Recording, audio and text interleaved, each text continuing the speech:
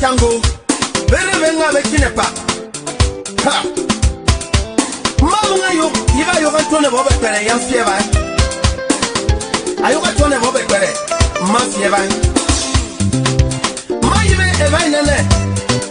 Ine taeka mfota betando. Enene. Ine Samuel egbebanga. Enene ati ene etando momanyo. Ene kwa ine Samuel do. Anaikia wudwala. Mano yeka oboso. Nese ko bisombakia. Nese ko binga. Bobe banyeki kubeto. On kubeto nendu monchan. Anang mantuwa poronche wa wamfaita. Ma yoga kifunesi. Ma bagede ne ba yoga kino timbineko. Ayok mobatu. Mobatu katone songori.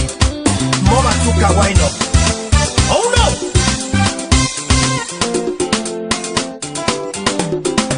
Mbebe kuno toko manga. Atira ubisangabang. Mama bisangabang. Ayoga sebe sangambeyo. Afuno chembae. Atira ubekwayo. Kebagande kwayo. Ayoga sebe sangambeyo. Boma. Mbebe kuno tintoe. Atira utenako. Kebagande nako. Ayoga sebe sangambeyo.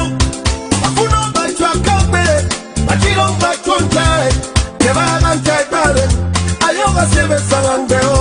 Waka. Samuel etenanga. Nyanga boy.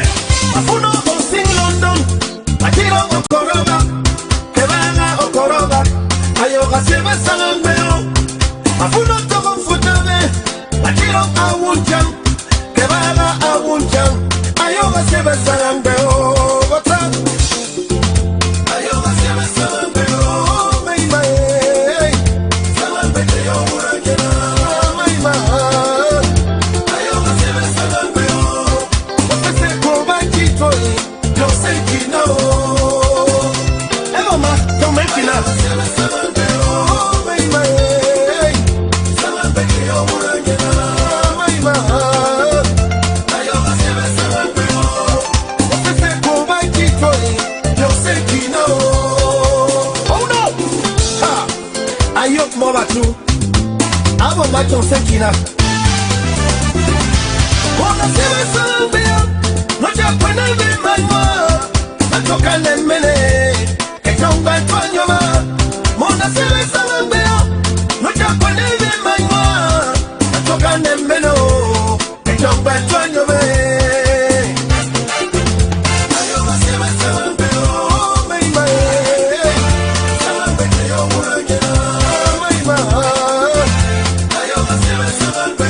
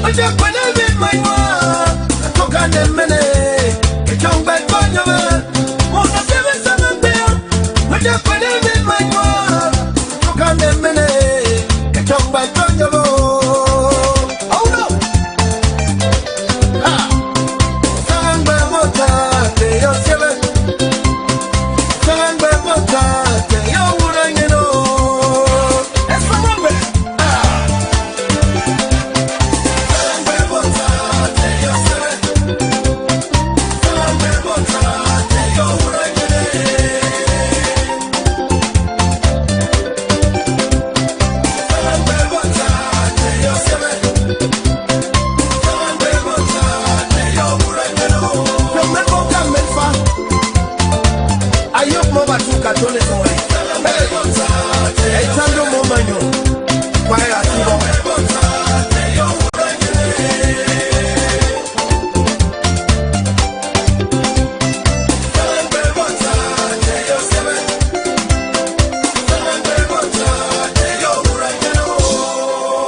Mpogole votaba chogobe kiben bantwanyo. Mfotabe tando atone men. Samuel Egbebanga atone mam. Sese ko bison bakia atone bekwa. Ayok Sagari atone baya nebawe. Kengbe atoka nyoba.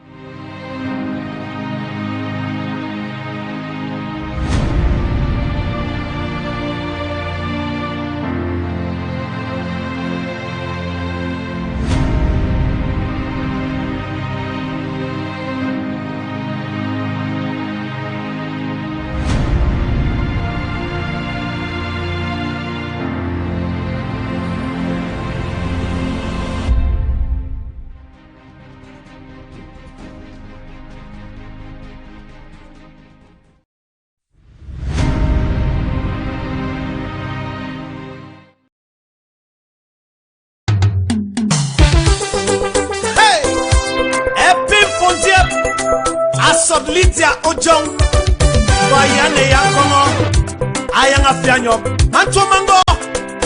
Oh no Aneme Kongo Yika Chimenyoba Hetamane Maringa me Kongo Yi Aneme Kongo Yika Chimenyoba Nerekere Waringa Bendoko Yi Aneme Kongo Yika Chimenyoba Madam Tiswaringa me Kongo Yi Aneme Kongo Yika Chimenyoba Nerekere Waringa Bendoko Yi Eretimo Etandu Momanyu Kwaiga Tibo. Oh no Samuel Egbebanga le prophète de la sape Akong Mama Regina Ndengachem Aneme Kongo Yika Chimenyoba Etamane Maringa me Kongo Yi Aneme Kongo Yika Chimenyoba Nerekere Waringa Bendoko Yi Aneme Kongo Yika Chimenyoba Fotabe Madam Tiswaringa me Kongo yo Aneme Kongo Yika Chimenyoba Nerekere Waringa Bendoko Yi Erantimo, Mana Maringa Veme Kongoi, Erantimo. Mai, Erantimo, Nerekere Waringa Veme Nokoi, Erantimo. Ha! Bridget, Ntiaba Sam B1. Akon Mr. B1. Oh no! Etandu Momanyo Achikwai. Ha! Amenyo me kore are kanju ame. Ane manyo me se yu akeme kore. Amenyo me kore are kanju ame. Ndebe kwa ma me se me kenjube we. Amenyo me kore are kanju ame.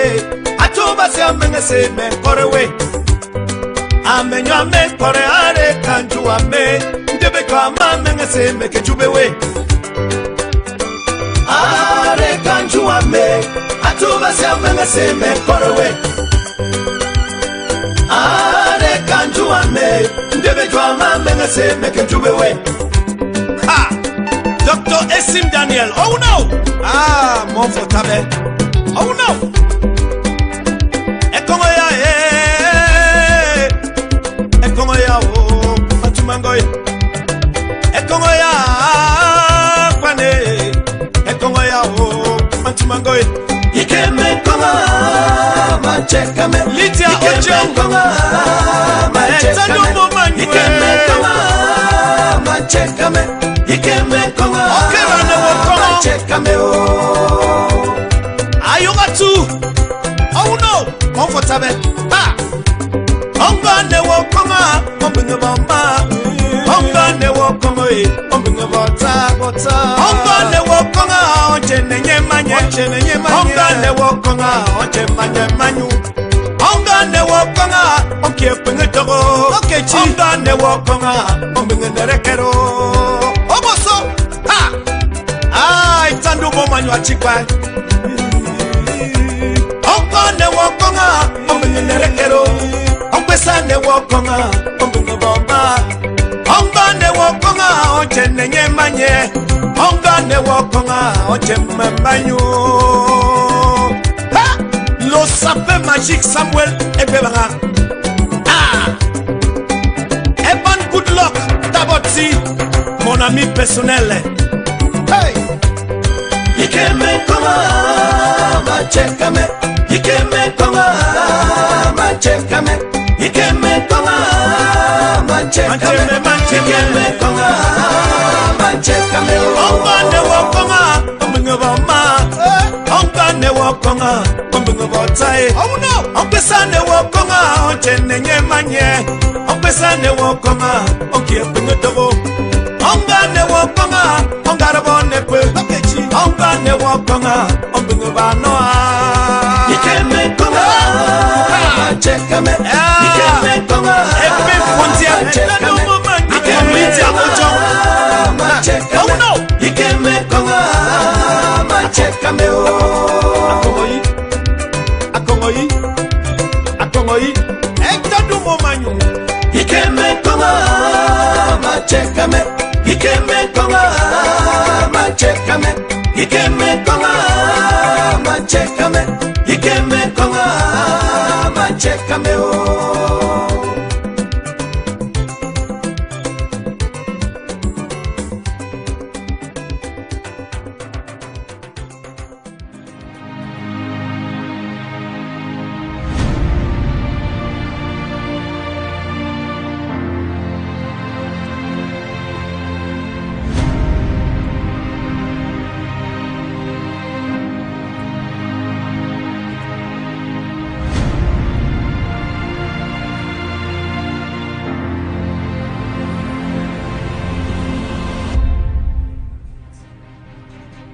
Your life is in the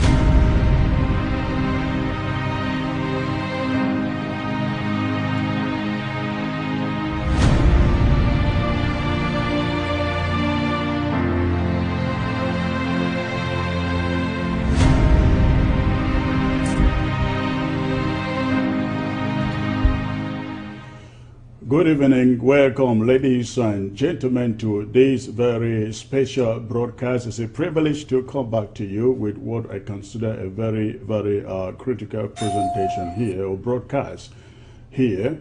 We're dealing with very crucial issues at a very crucial moment in our revolution. I'd like to welcome Ground Zero and thank you for joining us. And for those of you joining by way of Facebook, please you go ahead and hit your share button. Invite those who may want to participate in this broadcast. Let them join us. Let them know we are here live with Comrade Bo Herbert in Trinity of Morris, and of course Barrister John and so who are joining me on the set for this special presentation. A number of things are taking place at the moment in this revolution. In fact, as I said from the beginning, this is a very critical moment in our revolution, and we must also handle them with such urgency, especially if you're out there, if you are a leader of the revolution. So we are going to discuss some of those issues here today with Barrister John and Comrade Bo Herbert of Morris. Bo Herbert is joining me somewhere in northern America, very close to the land of the Canadians. Comrade Bo, good to find you, sir. Thank you very much, Comrade Chris, and a very hearty welcome to our viewers on Ground Zero and everywhere around the world. Thank you very much. My apologies. I'm on the road headed to Montreal, Canada. So I stopped over at one of those stop points. It's not going to be the best sound. Possibly we will hear people break into this broadcast, but my apologies. Better there than not at all. Well, not a big deal so far as I can get you, they can see you, they can hear you. I guess we will make it work. Barrister John, it's also a privilege to have you joining me back here on ABC. Good afternoon, sir.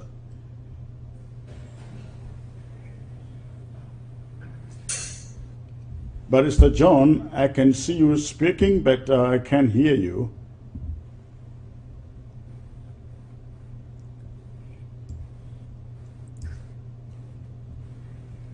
Yes, Barrister John, I can hear you now. Go ahead, please. Good afternoon, okay, sir. You can hear me now. Thanks, Chris, for inviting me.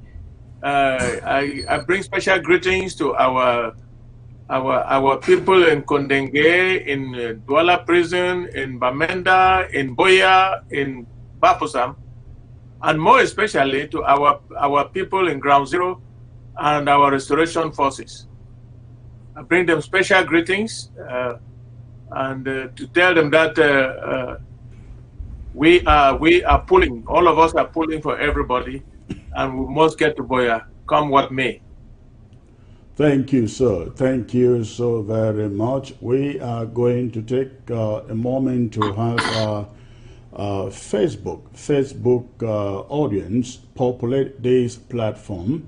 They should give me within 5 minutes at least 600 people so that I can come to you or bring them this presentation proper. So ladies and gentlemen, those of you joining the platform on Facebook, go ahead and hit your share button. Let's get at least 600 people in the next few minutes so I can come to you with this broadcast proper. So go ahead and do that. Let me get my monitor all set here and also be able to see who is joining the broadcast. Ladies and gentlemen, we want your participation in this broadcast. If you have a question in the course of this broadcast, you would like either Bo Herbert or Barrister John to answer, put your question on the screen.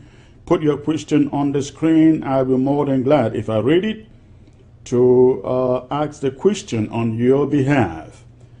So go ahead and you do that.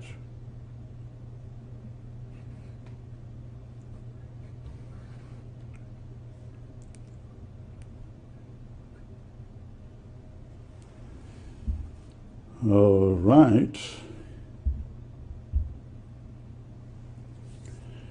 So please go ahead, hit your share button while I take this announcement which I brought to you the other day. 2 days ago, I presented an announcement here specifically concerning the people in Kumba, and specifically relating to the bike riders in the city of Kumba. We have, again, very, very dependable information that 100 bicycles were transported to Kumba from Douala to the Gendarmerie Brigade of Station Kumba. And also a number of soldiers were transferred to Kumba from Douala, assigned to use those 100 bicycles. No, not bicycles, they call it motorcycles. Motorcycles assigned to use those 100 motorcycles just as you, the Okada riders, do. What we understand is the soldiers would want to disguise as Okada riders in the city of Kumba. In the city of Kumba, they want to disguise as Okada riders so they can appear in the eyes of the unsuspecting public as every other Okada rider out there. And of course, their intention is not good. It's no good. So we are asking the Okada riders in the city of Kumba, and of course, the general public, be very, very vigilant of your environment once you are taking an Okada. Make sure if it is not somebody you know, if it is not a person you know, be very, very careful. Be very, very careful. And of course, all the Okada guys should also be very, very careful. If you suddenly find an Okada rider whom you have never seen in Kumba, report that person to your syndicate leadership. We have to fish out every soldier disguising as an Okada rider in the city of Kumba, sent there to either kill you, the Okada riders, and put it on the restoration forces, or kill our innocent members of the public and then put it on restoration forces. We don't want that to happen. And let me also add that the divisional officer for Kumba, that man must go. Again, he must go. And restoration forces must enforce this. The divisional officers for Kumba, all of them in Kumba, our cities must be ruled by mayors elected by you, the people, not so-called DOs. Those are French Cameroon colonial vestiges. And all these government delegates, we don't want them. We want our cities to be governed by us, elected representatives by we, the people. Ladies and gentlemen, I think I have less than 60 people to go before we hit 600 people. Hit your share button. You who is just joining, go ahead, hit your share button. Let's hit the 600 number so I can come to you with this very, very important broadcast. Do so, please. Ladies and gentlemen, go ahead and do that. Hit your share button. We have less than 50 people to go. All right. And while you do that, I want to take a second to say hi to all our restoration forces on Ground Zero. You are all marvelous, wonderful. This revolution would not be here today if you were not there. We will never forget of your sacrifices, especially those who have paid the ultimate price.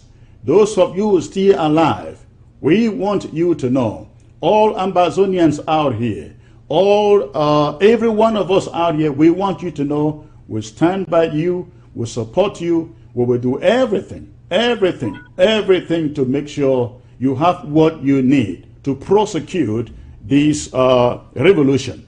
So again, thank you so very much, all of you restoration forces out there. Thank you for those of you in Batibo, in Victoria, in Ekona, in Moyoka, in Kumba. Kumba boys have been marvelous, wonderful, doing an incredible job out there given the circumstances. Thank you so very much, especially with the effort by the senior divisional officer, colonial divisional officer for Meme to scuttle your plans in Meme. You have done an incredible job. Thank you so very much. Boya has done an incredible job, but we still have some people in Boya that must give way. Patrick Ekema must also give way. If not, he should be made to give way. So that is the assignment out there. Ladies and gentlemen, I will come to you right now with this presentation, with this broadcast, I mean to say, proper. We have hit almost 600. I believe we should exhaust that in the next minute. All right. So once more, it's a pleasure to have you here. And if you want to participate in this discussion with Bo Herbert and Barrister John Insah, you can put your questions or suggestions on the screen. For those of you watching by means of by way of Facebook, you can put your questions on the screen while we discuss here. Ladies and gentlemen, some three crucial situations confront the revolution at this moment. Number one, U.S. Congress Resolution 358, prescribing federation as a solution to the conflict in the type of language that suggests that Cameroon was once a federation, whereas there never was one.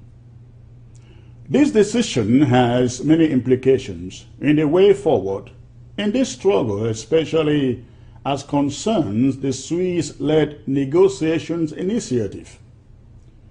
Number two, Francophones of the Bars movement, a movement made up of people mainly from the west region of French Cameroon, would be the main beneficiaries of that resolution if indeed it were to be implemented as it is. But this shouldn't be strange to us at all. In the history of the Southern Cameroon sufferings, each time we fought and tried to squeeze some concessions from the colonial regime in French Cameroon, universal reforms were made as if to suggest that nothing could come to us as a people and on merit. We see this about happening again, this time from the international stage. That is, if this U.S. resolution can hold any water. What is going on, known as the Bars movement, I consider it sabotage in the first order of, sabotage being sponsored by the Camp to belittle and scuttle our objectives and deliver a one Cameroon in which Camto is commander-in-chief.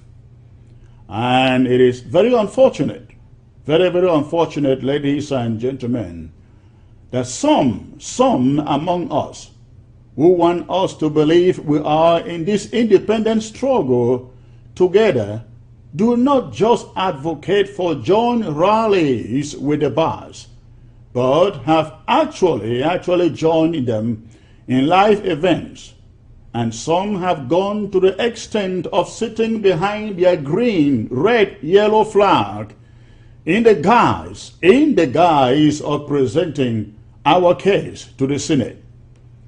Of course, we are not ignorant of the emptiness and vanity of Resolution 358, for it actually has no binding power upon what we Southern Cameroonians want. And besides, no one person, no one group, and no one country has the right to tell us what is good for us. We know what is good for ourselves, which is why every Ambazonian in the USA has to fight to have the Senate change the language of that resolution or return it to Congress for Congress to change its language. The danger in not changing the language of that resolution means it would have essentially, and this is very important, given La République du Cameroon the door to escape from the negotiations. Besides this, we have a situation in Yaoundé where it is being reported that over 300 Southern Cameroon detainees in Kondengé prison are nowhere to be found, and scores of others reported dead in Boya prison too. Yesterday, we learned that one of them, including Ngalim Felix, some of them, including Ngalim Felix, BBC, Penn Terence, Conrad, and others, were moved to the dreaded torture chamber called SED. A source in the facility disclosed to the interim government that they have been under intense torture since transferred to that detention facility for the protests conducted in Kondengé the other day. Conrad's health situation from the torture is said to be very, very precarious. His head is reported broken from the beatings by gendarmes inside. But the worst still is that he and others, badly injured, have been denied hospital treatment despite all the pressure that their lawyers have mounted on detention officers. The Red Cross has also been denied permission to minister to them. We know where these few are, but we do not know. We have no idea where the others are, whether they are dead or alive. We must collectively hold La République du Cameroon to account in the days ahead. In this broadcast, we will also look at the order of the divisional officer for Yaoundé, ordering Bulu chiefs to make a count of all Ambazonian refugees in Yaoundé, not IDPs, but refugees. What does that mean and how should we react to it? Joining me to discuss this is the leader of Maurice, again, Ntumfoin Bohebet and Barrister John Insok. You can join again the conversation by asking questions on the chat window if you are watching on Facebook. This is what I see in this resolution, Comrade Bohebet. Again, this is what I see in this resolution. I see a window for French Cameroon to say, you know what, the US has prescribed the kind of solutions we want.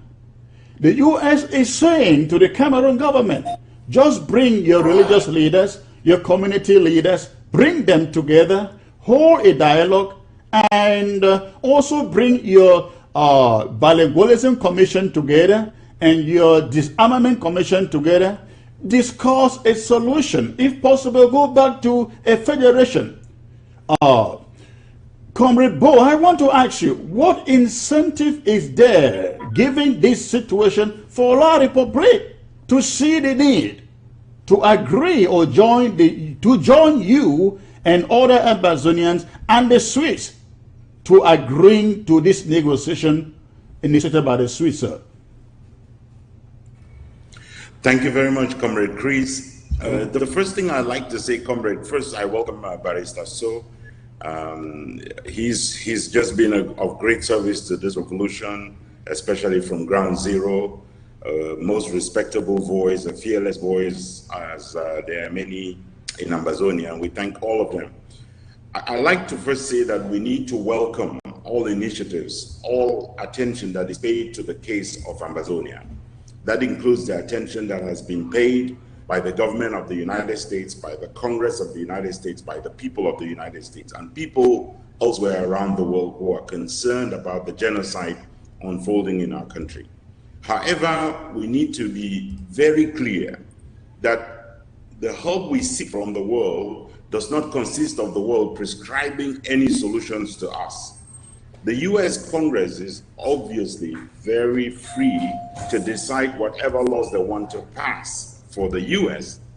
They're very free to make recommendations to governments around the world and to movements around the world. And I see what they have put on the table as a recommendation they have made to the government of La République, because that is a government with which they are dealing. Representative Karen Bass, in putting together this resolution before Congress, did not at any one time consult with the people of Ambazonia. She did not at any one time consult with the leaders of Ambazonia, whether it was in the United States or it was when she traveled to the Cameroons. So very clearly we see the product. It is a one-sided product which recommends something that even La République du Cameroun is not willing to implement. So it is a resolution that is dead on arrival, I would say. It is also a resolution that shows the extent to which when you consult only one side, you come up with a one-sided recommendation. I give you some examples. For instance, that resolution says that they recommend the immediate release of Maurice Kamto and his MRC supporters. However, that is one political prisoner they want released. But when they go to the political prisoners, the prisoners of war of Ambazonia, they say they want them swiftly charged, to be swiftly charged or released.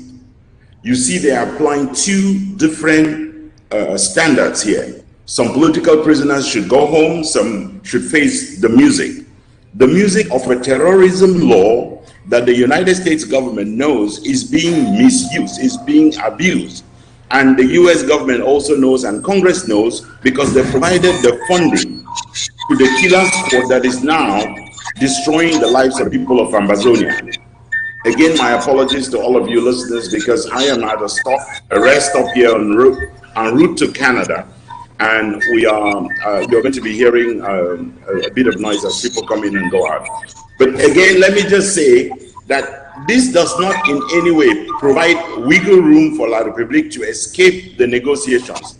This is because the Congress of the United States, just like the Bundestag in Germany, just like the Parliament of Canada, they do not have portfolio for foreign affairs. They cannot determine what foreign affairs is supposed to be. Foreign affairs is determined by State Department, it is determined by the executive in all of these countries. And the executive in the United States supports the negotiated settlement mediated by Switzerland. Canada supports the mediated settlement negotiated by that is going to be negotiated by Switzerland. Germany also supports that, as do all the other 26 members of the European Union, and of course all the members of the Security Council of the United Nations. So there is no wiggle room here for La République du Cameroun to find an escape route. Negotiations is what's going to take place. Again, Ambazonians should know the recommendation by this resolution is that there should be broad-based dialogue. Those words are important. Broad-based means they're going to bring in the Francophones. The Swiss negotiated agreement is between La République and Ambazonia, not broad-based. It doesn't bring in other people. It does not mix us up. It does not mix the apples and the potatoes together. It is a clear distinction between the two peoples of the Cameroons with respect to the Swiss negotiation.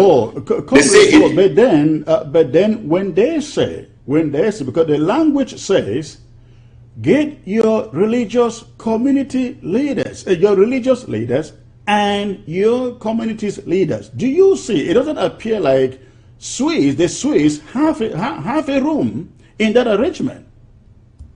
No, let me say something. This is a recommendation. Again, remember that it is a recommendation that is not even supported by La République du Cameroon. Again, they say very clearly that they don't want to discuss certain things. So when they mention the religious leaders and community leaders, this goes back to the mafia, and I call it mafia without mincing words. The mafia that some in the international community have been playing from out of Yaoundé. And that includes the recalled French ambassador, with whom Paris is not even in agreement. They have been playing these games, and Cardinal Toumi has been playing along with those games. This is the discredited religious leaders, groups, and community leaders.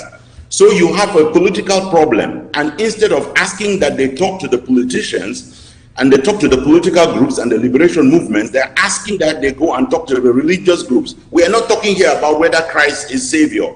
We have settled that matter ever since. Christ is Savior. The churches don't have a problem. Our communities don't have a problem. Our kings and chiefs don't have a problem with our people. We have a problem with a colonial system that has been set up by the international community, that is propped up by the French, and whose stooge is Mr. Biya. And we want them out of Ambazonia.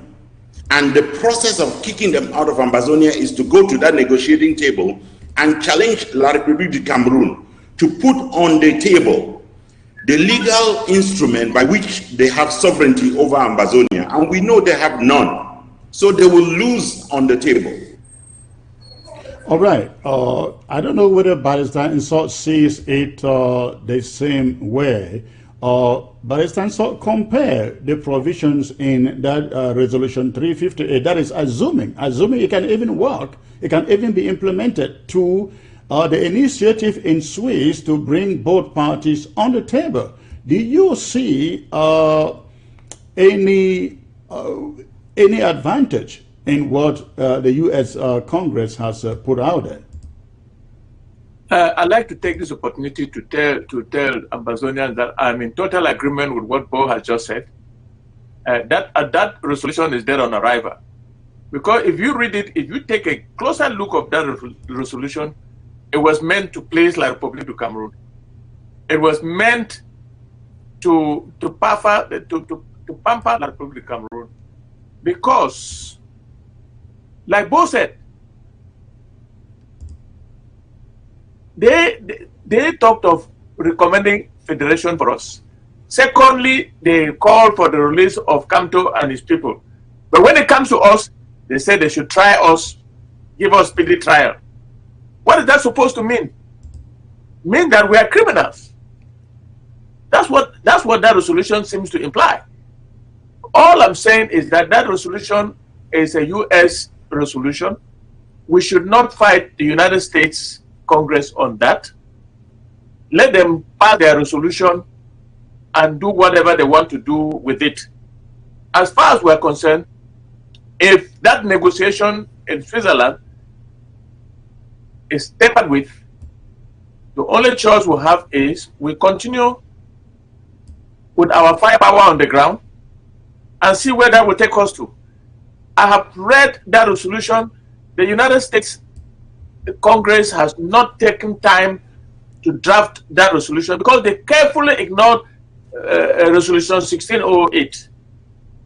In its paragraph 4, sub B, paragraph 5, sub B, which talked about a treaty of union that we're supposed to get into to define the policies that were supposed to have been applied during that first federation. La République walked away from that. And when they walked away from that, they violated that provision of Resolution 1608. How can the United States, that is a signatory to our independence, draft such a resolution and pass it through Congress without a mention of any provision of Resolution 1608, without taking to account the principle of self-determination that is a fundamental right around the world? But at the same time, I would like to caution Ambazonians that we don't have to fight them because it is their right. It is the United States' right to pass whatever law they are passing in their Congress.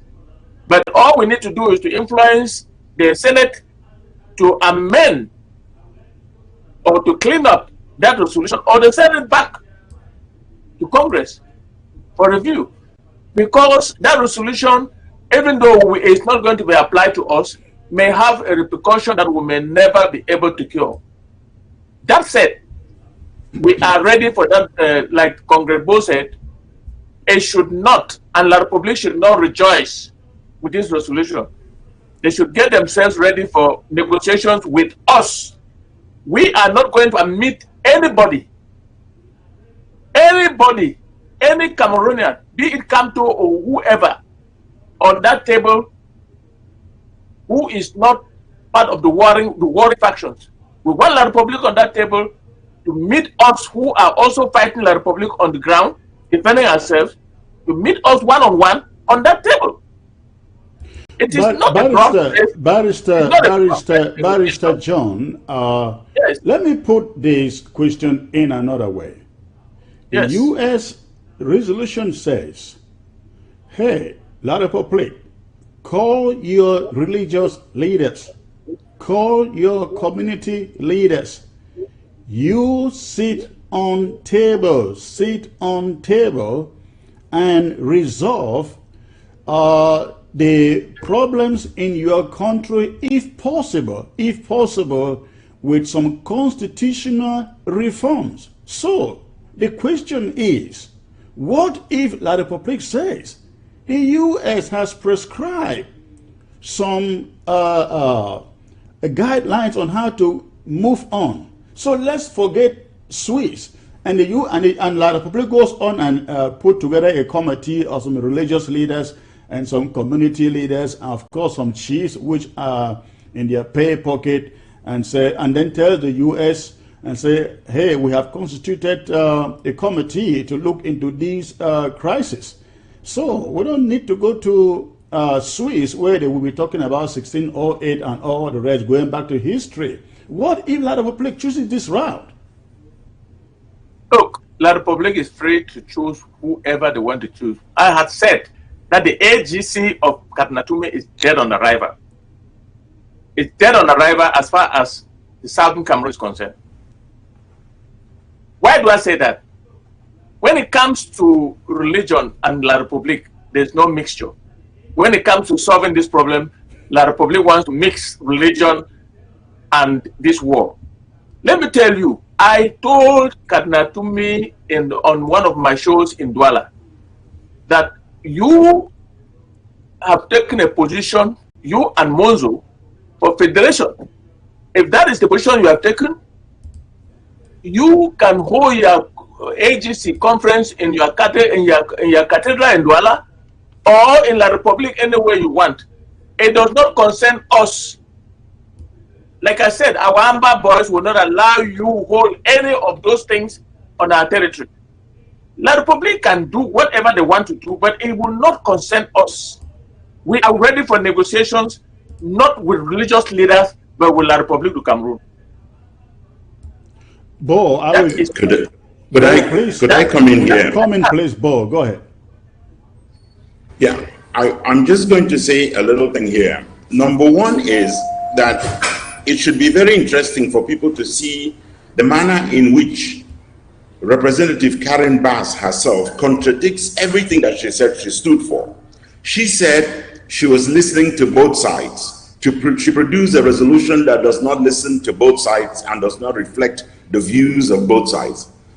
She said Cameroonians and Ambazonians were the only people who had a right to determine their destiny.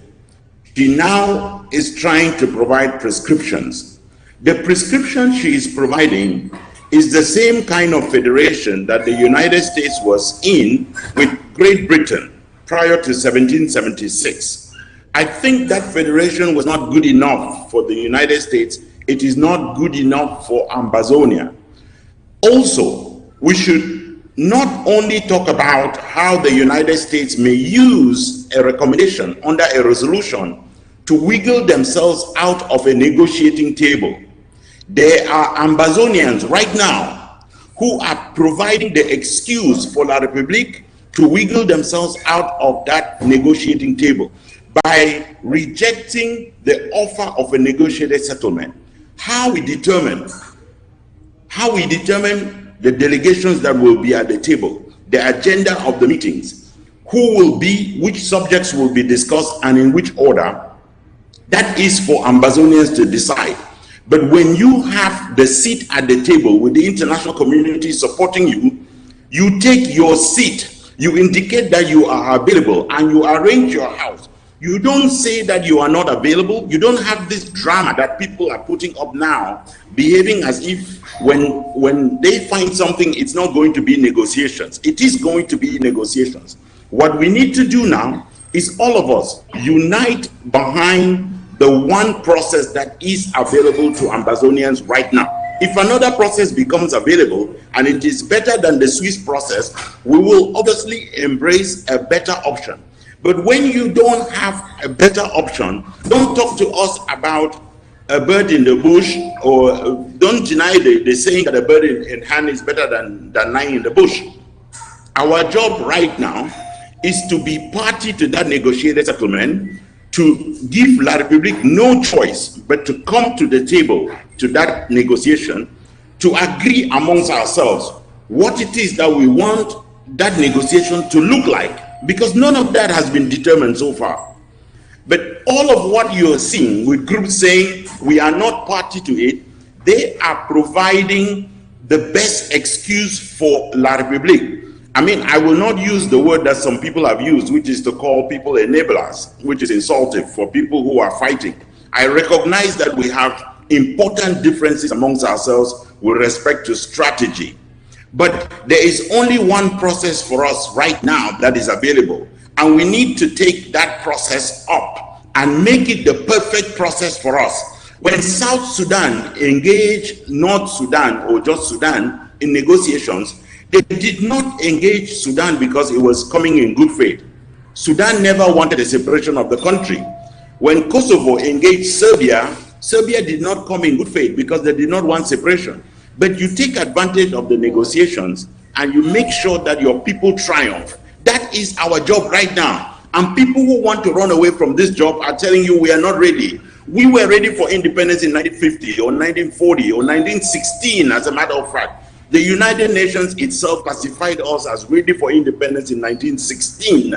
So people should not tell us now that we are not ready. We are ready to deal with these negotiations. And if we are not ready, it is our business to get ready as quickly as possible. Not to say we are not ready. Balistan, so are we ready? One other thing I want to say is that diplomacy is a very difficult thing. I would not read too much into that resolution 35 because La République was not expecting, they were not expecting us to accept to come to the table with Switzerland as a mediator after they had given their go-ahead to Switzerland. When we accepted, now they are looking for ways and means to run away from the table because they don't have a case. So I would also read that resolution as to say, okay, this is what we, the United States, were thinking. Come to the table and you will see how we will facilitate it for you. But that is diplomacy. If La République does not want to come to the table, that is their cup of tea. We are ready for that table. Like Comrade Bo has just said, we are ready for that table. And let me tell you, the Swiss ambassador and the Francophone director of HD were in Yaoundé 2 days ago to meet with John Gote. Of course, you know that everybody means John Gote now. Pierre is nowhere to be found. And to remind them and to urge them to get ready for the negotiating process. Now, La République up to now has not said a word because they have been looking for ways to wrestle themselves out of the table. It's not going to work. If they think that they can use the resolution 358 to stay away from the table and call Katnatumi and say, okay, you can go to Boya, we will give you the military, you go to Boya and hold a conference and then decide on the future of Southern Cameroon. that is dead on arrival, because we have our territory covered. The fire will increase firepower, and our boys are ready for the worst.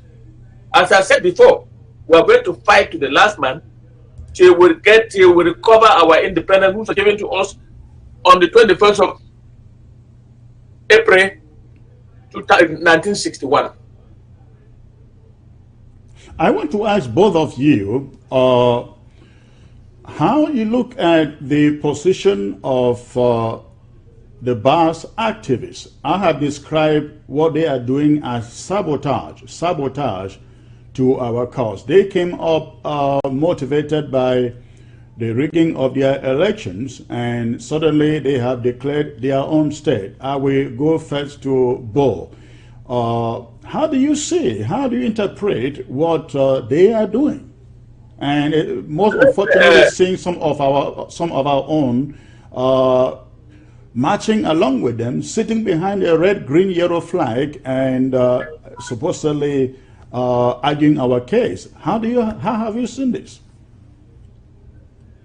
These are people. These are people who came to us, and during the 1960s, when they were being persecuted in La République du Cameroon. We gave them shelter, we gave them everything, and today they are making life difficult for us. I know that our enemy is La République du Cameroon, and the BAS face is a part of that La République du Cameroon. Let BAS fight its own fight and stay away from our fight. That is all I can say about that. Comrade Bo, what is your take on this? There are two countries, there are two people, there are two territories. There will be two governments, two flags, two anthems, two currencies, two central banks, two armies. There is no stopping Ambazonia. The people of BAS and the people of French Cameroon have shown to us over 58 years, but notably over the last 3 years, that we are not brothers and sisters. Because if my brother and my sister hurt, I will hurt as well. If they cry, I will cry with them. We have had demands that were of a corporate nature. When lawyers and teachers and parents and students protested working conditions, classroom conditions and all that, this was a common situation across the entire two Cameroons. That could have been an opportunity for them to show solidarity.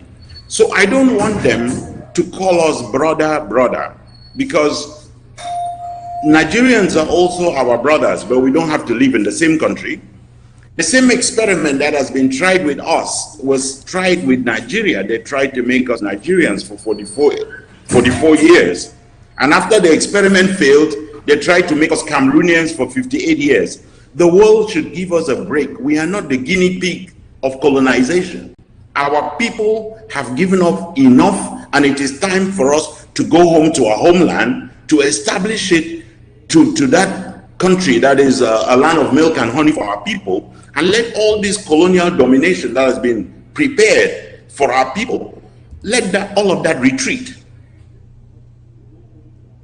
Thank you. I go back to Barrister John.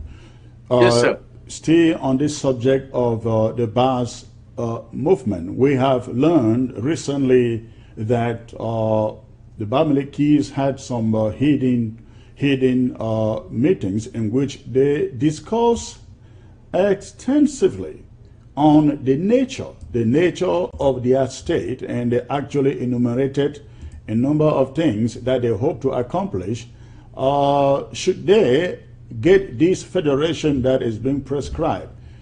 Do you see that? Do you see that actually happening, and do you see the potential that they have discussed in their grassroots republic actually there? Comrade John.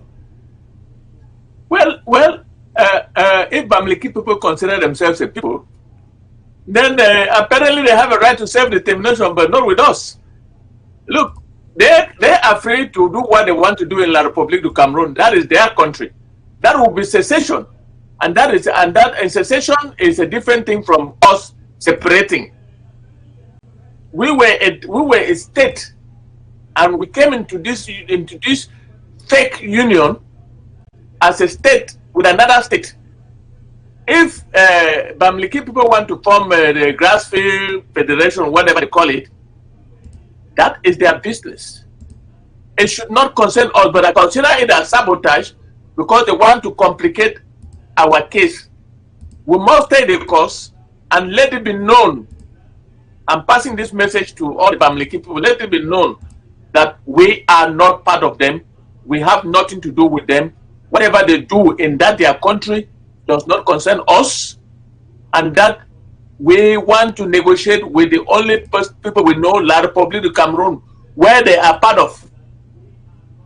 And after we negotiate and have our country, well, whatever the Bamilekes want to do with inside their country is not our business. But we would like a peaceful neighbor. But if they want to break up, that is their business. It doesn't concern us. All right. I will That is as far as I can go. But let me tell you, as you said before in your opening statement, it seems to me as if it's a sabotage, but I will not go that far. I will allow them exercise their right. If they want to chase out their dictator, that is also their business. It doesn't concern us. We are not for regime change because we are no longer interested in that regime. We are gone, as I told them on television in Cameroon, we are gone and gone for good. Thank you. I will now move to the other subject, the subject of demonstration. Just before you go, Comrade Chris. All right, go ahead, Comrade Bo. Yeah, just before you go, I want to join both of you in saying, I mean, the Bamilekes are my in-laws. I want to put it on record, so let them know. I consider that it. Yeah, yes, they are my in-laws, but let them know that what they are doing is sabotaging our business. They are sabotaging our republic. They know that they don't have a chance on earth by putting together an ethnic group and claiming nationality. It has not passed anywhere in international law. There's not a single republic that was established on the basis of ethnicity. As a matter of fact, Kosovo nearly did not become a republic because of the ethnic links that are in there. It almost did not succeed. And so in their case, we can tell them very clearly that they don't have a legal foot on which to stand. And if there's somebody that could provide them with advice, they should look to Katanga, they should look to Biafra, they should look to other examples like Caprivi speech, the Casamance. It does not suffice for you to say that you are marginalized to indicate that you can then become a republic. They, my in-laws, should be the first people to support the people of Ambazonia because of the support that the people of Ambazonia provided to the Bamileke people in the days when they faced genocide from the French. We provided them with a safe haven. We gave them a place where they could call home. Many of them have grown up, have been accepted by our people. By the way, the big lie that has been told the international community is that we are turning around and killing our own brothers, that we are killing our Mbororo brothers. The verification that that is not true is very simple. Ever since the start of this war, no Francophones have been attacked in Ambazonia because they were Francophones. None of our ground zero forces have attacked anyone because they were Francophones. So if we have not attacked people who are obviously kind of our enemies or at least our opponents, how come that La République is going around and killing people in our territory and pretending that we are attacking people? We will not do any such thing. La République will bear the responsibility for the crimes that they are putting down there. And Professor Maurice Kamto, who is in jail, knows that we told him from the very beginning when he walked into that trap by saying that he will do the same thing as Mr. Biya if he became president. We told him that it will never work for Ambazonia. The only thing left for Ambazonia today is recognition. We are an independent republic from 1961. The only thing we seek from the world is recognition, not for anybody to come and tell us whether we are independent or not. Thank you. That is wonderfully articulated. Barrister John, I will now shift to the other subject, which is that of the protest in Kondengui.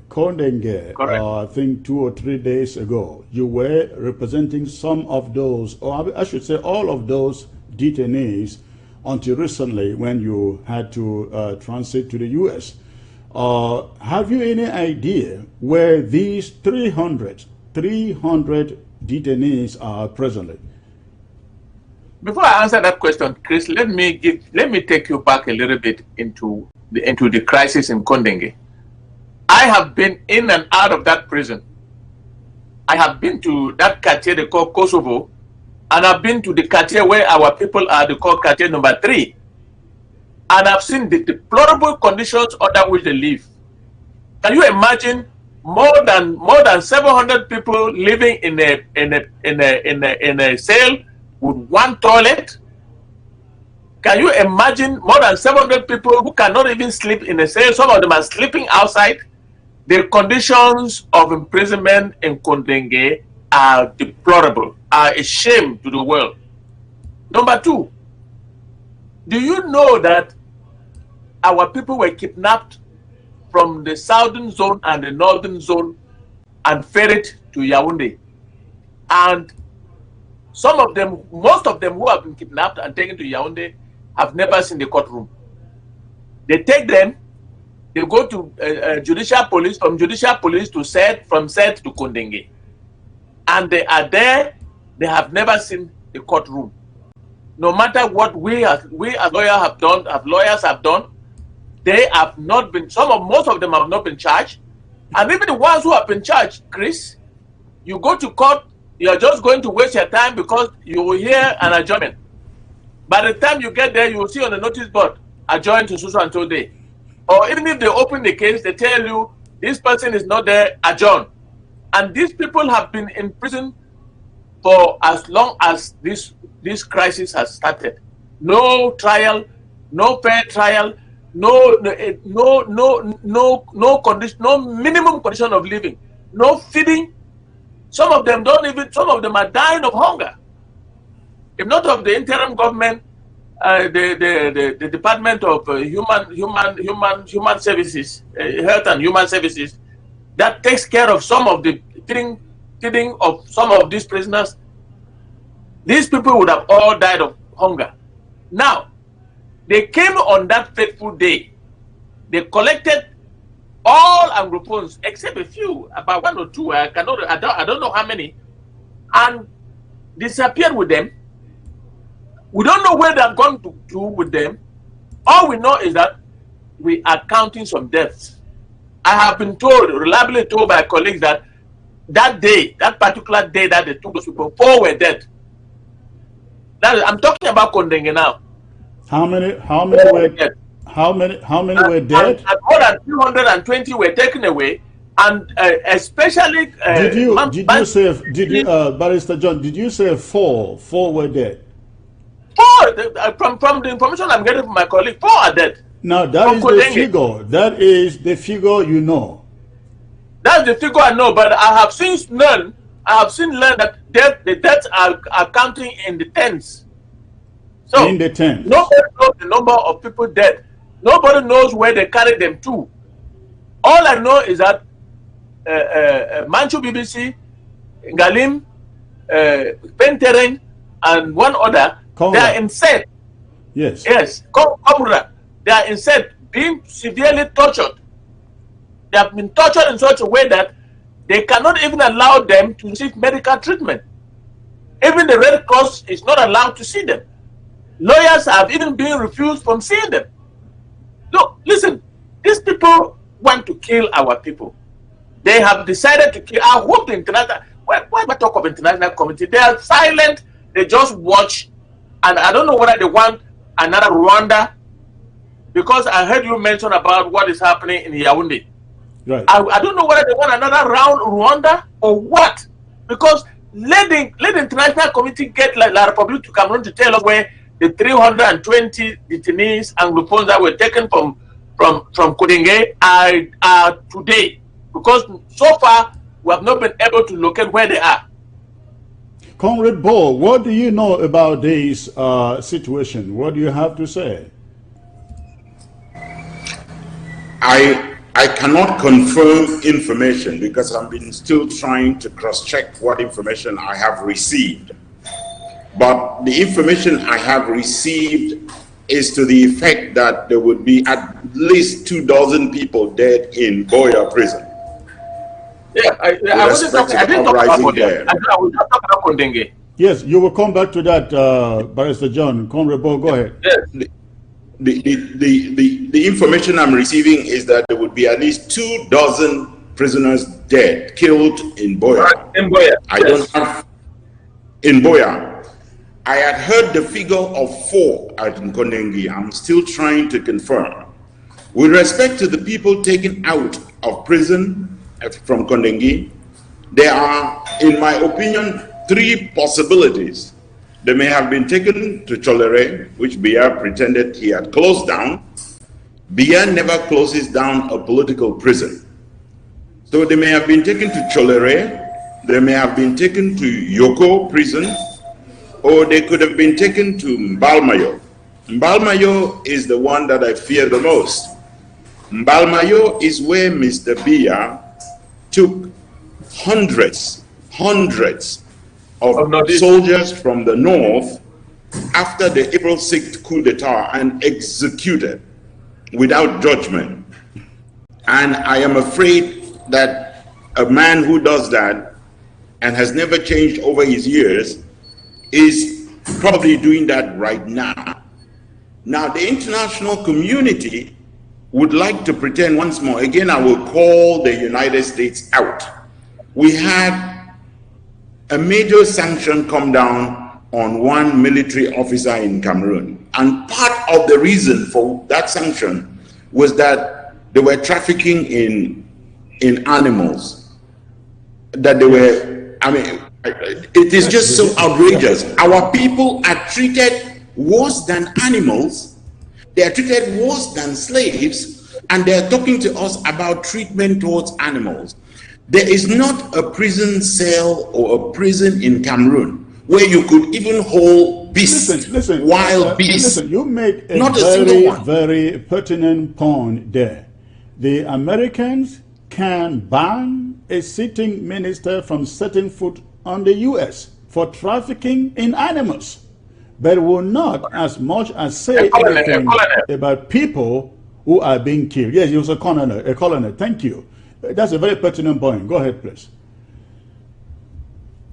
Yeah, I also want to say, with respect to what happened in Kondengi and in Boya, that our people have been under this setup for a little while.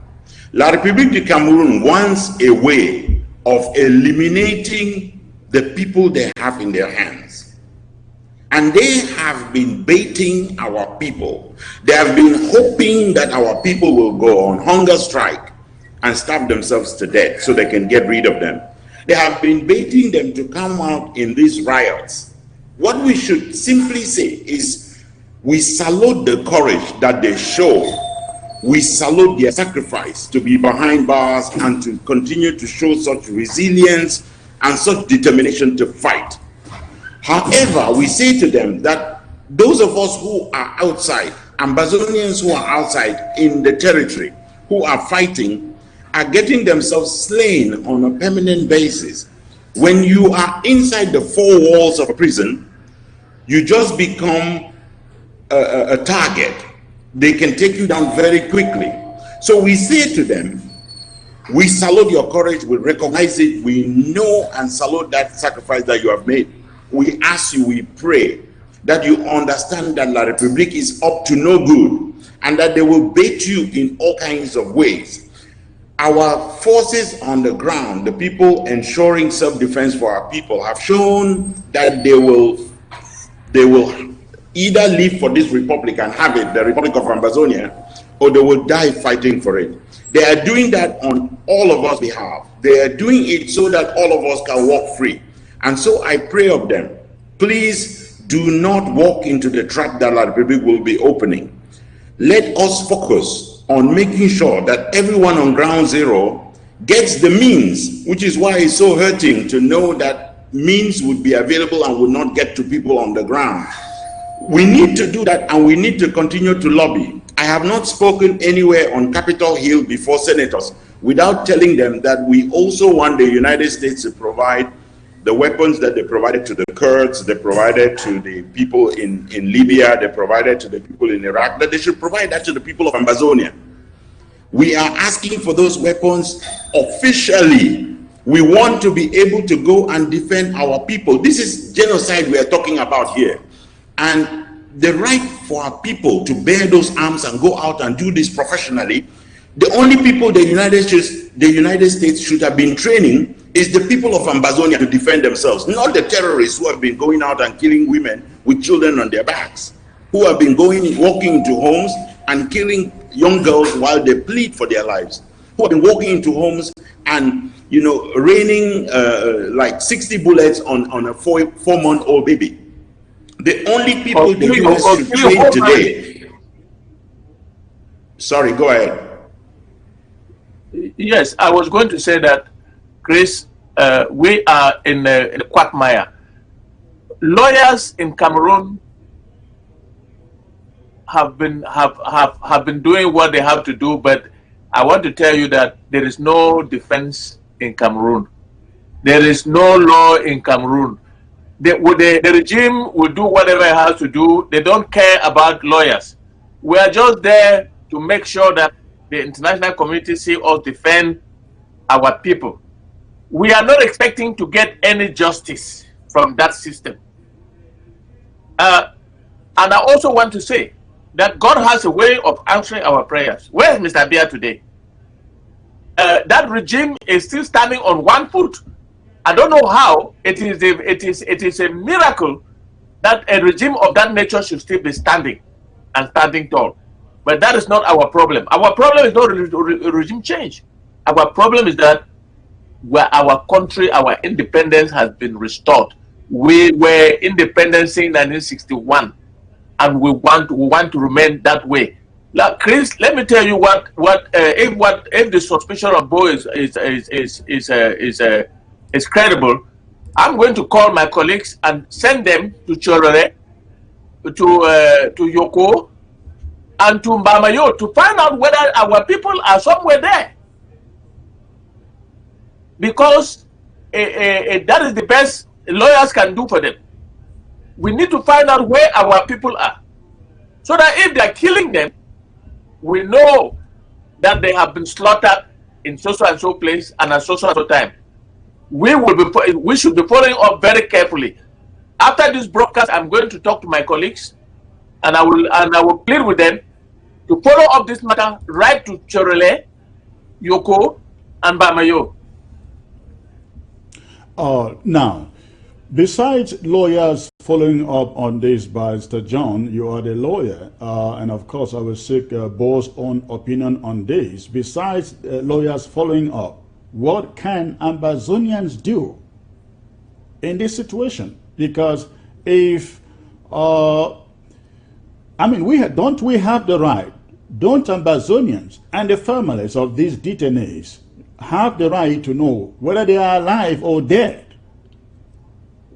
Yes, we have a right, but the first thing we should do is that we should find a way to feed them wherever they are. We should feed them, because La Republic does not feed detainees.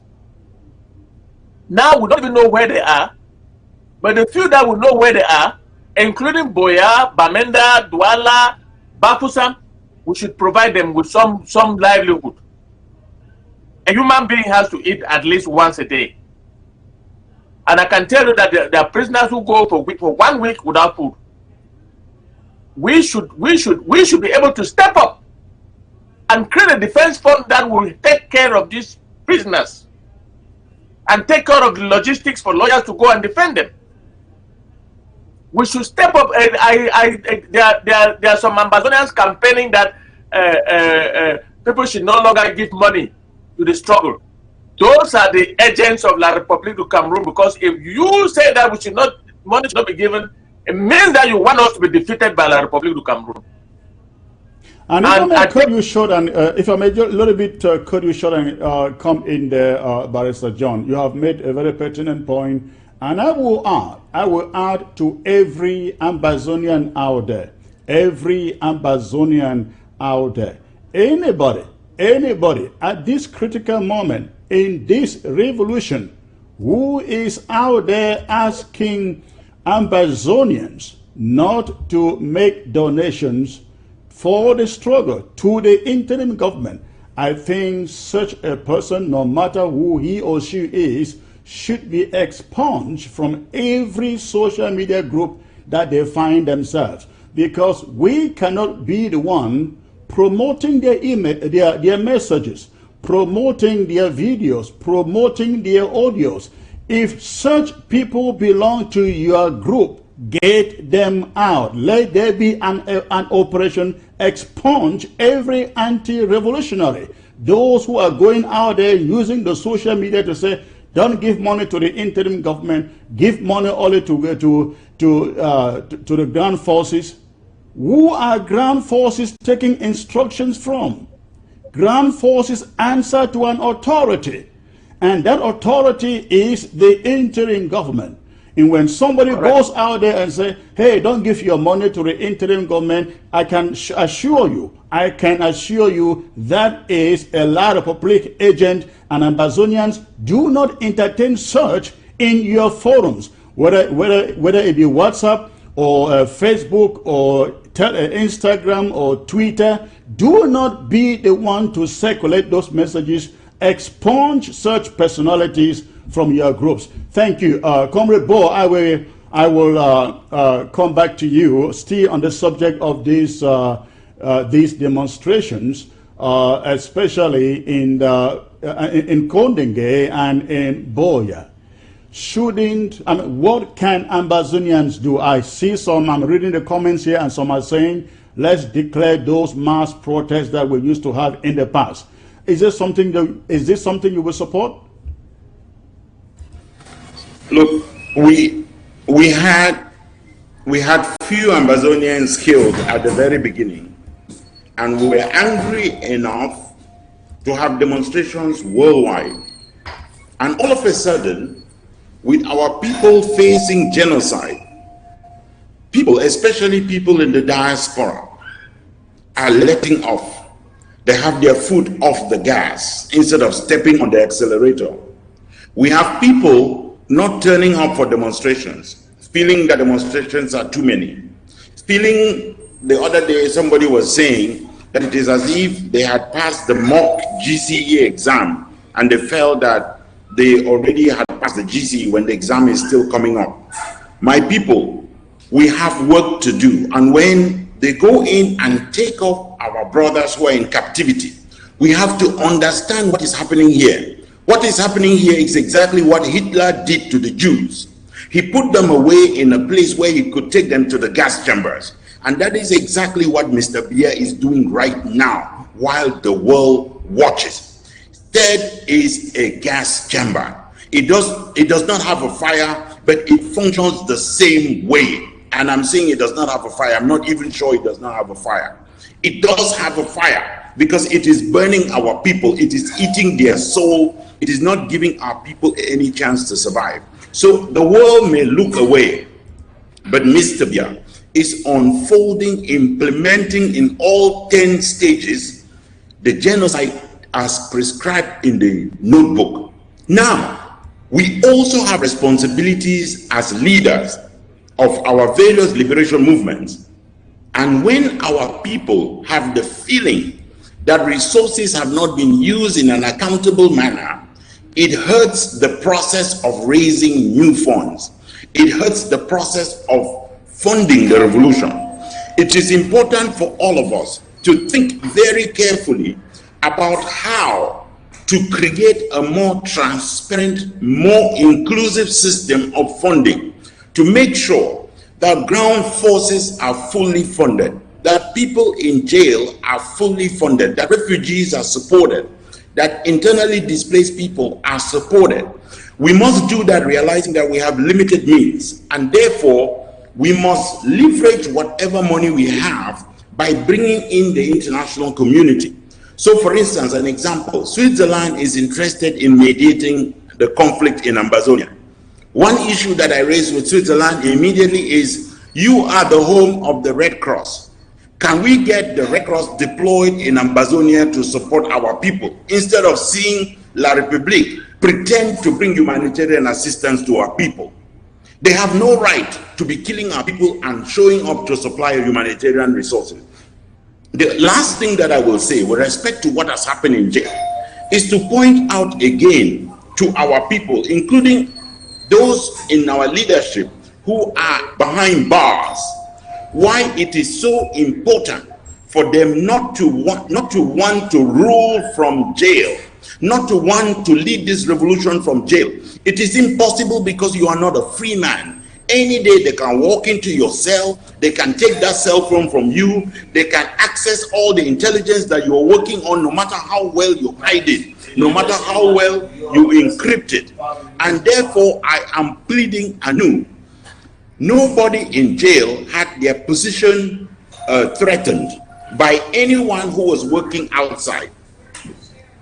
The movement is going forward, and I totally appreciate and thank those of them who were with Comrade Tasang Wilfred, who said, prosecute this revolution as if we were there, and do it to get vengeance for us as well. That is the message that we expect revolutionaries from behind bars to give to our people, to motivate them to go forward. When we were going to Switzerland, we had disagreements, including with our comrade John Ba-Akuru. And the last text message that I sent to John Ba-Akuru, when everybody was saying we were going to end up in another Naira 10, and we were going to end up in La République transitioning through France, we said, then so be it. And the last text message that I sent to him was, you are the designated survivor. Carry on with the revolution if that is what happens to us. Our business is not to die and rule from the grave. Our business is not to rule when we have our hands tied behind our backs. Our business is to support this revolution. And our people, whether they're on the ground or they're in the diaspora, need to rally behind the revolution, not behind the individuals. And those individuals are important. But when they will pick up the baton walking out of jail, they will know that the people stand with them, because the people do stand with them. But they must realize the danger of saying, we will direct from wherever we are sitting. It is wrong. Thank you for that very, very important point. I didn't want to go there, but you brought it up. I appreciate it, I really do. And I would give Barrister John a minute to, if he has anything to say about that particular point, especially as regards to Comrade Tasang's note from Kondenga. Comrade John. Yes, I'd like to appreciate my able comrade, a man of God, Comrade Tasang, who said that the negotiations should go on as if they are dead. He was passing a message to the rest of them who think that they can rule from jail. And Bo has carefully put it very well, and I don't have much to add. All I want to say is that no matter what you do, Bo, management is a difficult thing. We need to start collecting money to increase firepower on the ground, and also to feed our prisoners and make sure that the lawyers have transport to go to where they are going to defend them. That is as simple as that. Anybody who opens his mouth and says they should not give money to the struggle is an agent of La République du Cameroon and should be treated as such. So I have seen a lot of activists. They go on television and insult even our Amber Boys. They go on television and cast aspersions on people, brandishing confidential documents that were meant to be confidential for the struggle. And I tell you, some of them are going mad. That's all I can say. All right, Barrister John, I will come back to you. You mentioned the issue of activists taking on Ambazonians and taking on our restoration forces on the ground. You are one of those who have been dragged to the mud with your service on Ground Zero to our detainees, these same leaders we are talking about. I didn't want to go into this, but I know you wanted to respond to recent allegations that you were lured to the U.S. here to come and defend this interim government. Again, I didn't want to go into this, but you personally requested to render a response. What do you have to say, sir? Chris, I heard that accusation where a young man who is not up to the age of my second son came on the air to say that Dr. Sako lured me into the U.S. and has destroyed my career. Listen, Chris, I am an American-trained lawyer. I have been practicing law in Douala and Cameroon for the last 30 years. I am 69 years old. I'm supposed to be on retirement. Don't you agree, Bo? I do. I have had a long career of the law. I have enjoyed the law, and I think that at this time that I was almost being lynched from Paris, and I came back here, it is an opportunity for me to have a rest and to write some books, so that when I go back to Cameroon, I should be able to have young people live my experience. In my career as a lawyer, I have trained a lot of lawyers who are now practicing law. The young man said, my career has been destroyed. Chris, for 30 years, I've been a lawyer. I don't know whether that young man, who is not up to the age of my second son, will get there. Even if he gets there, I will no longer be there. All I know is that I'm fighting for us to take these children to Buea. I don't even know whether I will get to Buea. But let me say that anybody who has been talking about me, I have not been responding. I have been hibernating here in the US and writing and reading my books. And I want to say that you are on a folly of your own, because I've had a full career and I don't need for anybody to destroy my career. I was not brought to the United States by Dr. Sako. Let me make that clear. I made that declaration here because I did not want to make it on Ground Zero. Because I considered our restoration forces, I considered our population, and I said it would be too much for them, for me to bring that type of announcement. So I came to the stakeholders, which is the diaspora, and I went on television on my own, and I said that our president has been compromised. Do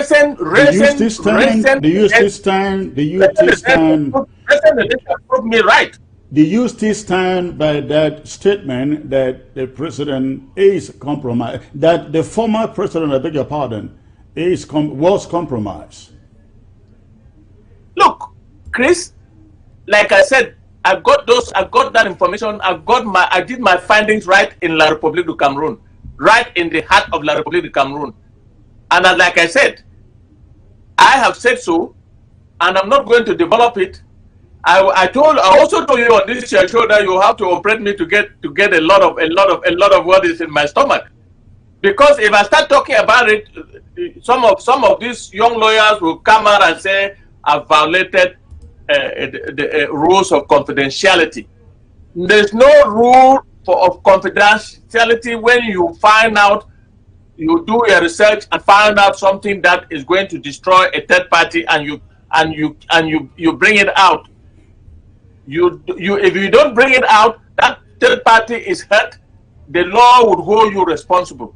If that third party was an individual, would you do the same thing you did? I think. Oh yes. Oh yes. Why so? Because I thought you did that because we are talking about 8 million people. If you were dealing with... Chris, I was doing that for 8 million people. But listen, Chris, listen to me, Chris. If it was somebody planning to kill you, And I found that out in my research. The only thing I would do is to tell you to be careful. I would disclose it to you. What if killing me would give your client victory in the case for which he stands trial? No, I look. If I am defending you and you are standing trial, I don't have a right to disclose anything concerning that case. I don't have a right to disclose anything that you ever told me in secret. Even if you had killed somebody and you told me in secret, I don't have a right to disclose it. But wherein by your conduct, and I go researching, I go finding out, investigating, and to know that this thing is going to hurt a people. And look, Chris, I want to be clear here. I've been in this revolution since 1992. These young people who are coming today and calling themselves leaders, they never saw me. They never saw Pat Tasang. I mean, Pam Fongalanfo. A young man who is now of blessed memory. They never saw Gajidika. They never saw the rest of the people who have given their life for this struggle. And let me tell you, any information that is going to destroy this struggle, I cannot keep it in my stomach. I will get it out. I raise that red flag, Chris, so that those of you who have the power to do whatever should salvage that situation. I did not know that it will be taken as if I'm hurting our former president. Because the Republic has an agenda. Their modus operandi is well known. There is no high-profile prisoner that enters Kondenge and comes out the same.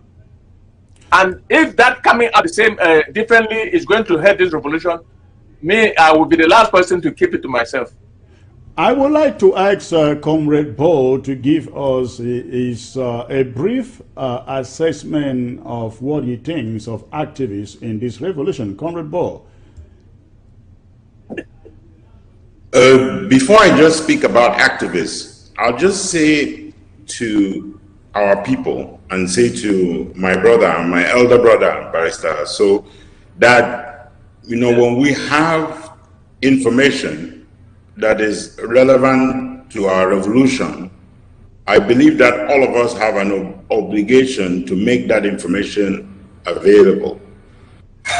When that information is very, very vital for the revolution and is also potentially destructive for the character and integrity of an individual or an organization, we may also want to contemplate how we should, while making the accusation, also provide the information that will allow people to see that that accusation is substantiated, so that people can then form an opinion. Let me not cut it short. Yeah.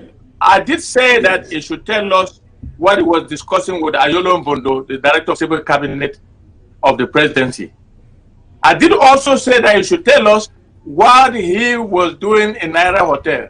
Those are the two things that I did say, because I didn't want to get into the deep and depth of the evidence I have, Bo, but I did at least release that.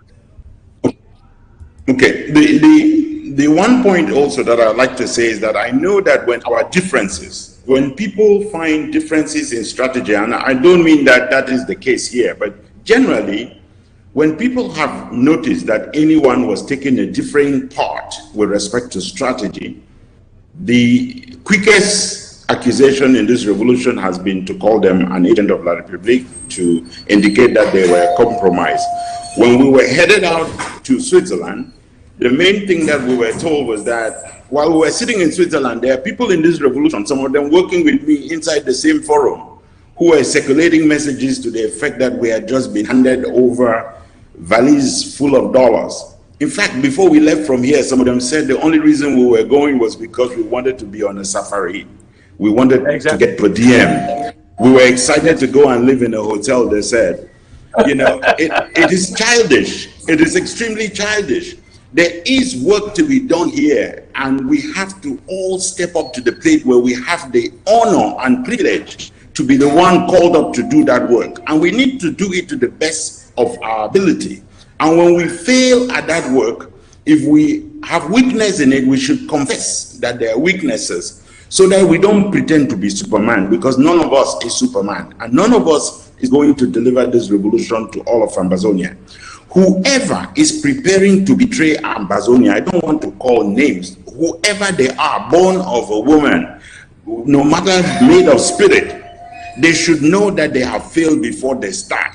Whoever they are, and whatever plan they have and whatever support they have, they will fail, because our people will be successful in this revolution and will not be stopped by anyone, no matter who they plot with, because even the heavens are plotting with us.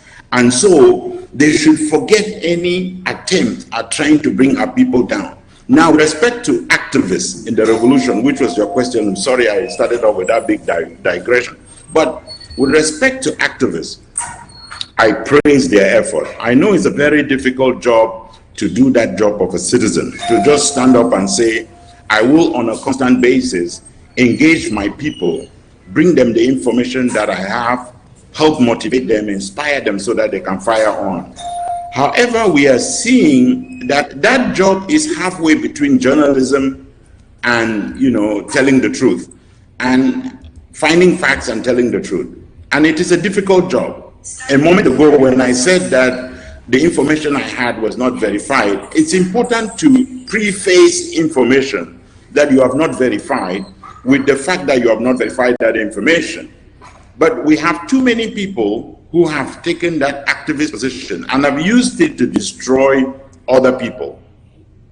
The biggest example I think all of us should copy is people on Ground Zero who today carry a gun to defend a neighborhood, to defend a block, to defend a village, to defend women, to defend their own life, their own survival, without looking to any kind of pay or praise from anyone. They show us the example we must all follow. If you get recognized by what you have done, then praise be God. But we must not do it for that. We must not do it for any reward. Many of them do what they're doing, very certain that in a new Ambazonia, they may not even have a position, they may not even be recognized, but they are devoted to this struggle the way all of us must be devoted. There is something else that's wrong with this revolution. It is the fact that people think that being in the diaspora is a qualification above people on the ground. It is not, I'm afraid. We have the freedom to be able to speak because we're not going to be arrested. So let us use our voice. Let us use our voice well for our people and for our revolution. Let us not use it to destroy this revolution. Thank you, Comrade Bo. Chris, let me add something. Okay. Let me add something, Chris. Go ahead. Events have a way of bringing out certain things. If I was not accused after I discovered the letter dissolving the interim government on social media, and I didn't believe it, and my president called me in prison and accused me of denying to support them on ABC, and instead said that I don't have a right to know anything that happens to him. I don't have he has no obligation to disclose anything to me. I have never, for 30 years of law practice, I have never investigated my client. This time I had to go down and investigate to find out what was happening to my president, because he was in the hands of the enemy. He was in the hands of the enemy, and anything can happen. And that's how I went digging, Chris. And I want to say I don't regret it. I don't regret it. I did what I did, and I'm now enjoying my retirement. I'll be writing some books, and when the regime falls, I'll go back to Cameroon, continue to write books until the Lord calls me. I'm not saying I'm going back to Cameroon. I'm going back to Ambazonia because I don't see myself here in Douala. I have invested in Douala. I have 2 buildings in Douala. I have buildings in Bamenda, but I would rather go to Bamenda, where I will continue my life. Chris, anybody who thinks that I have destroyed my career just because I came to the United States, is a dreamer. I've had a full career spanning 30 years. Thank you. I think Comrade Bo wanted Let me say something here, Chris. Let me say something to follow up there. Just one thing. I believe that all of us should even accept that we have failed. Because if we succeed, all of us, and Ambazonia fails, we have all failed.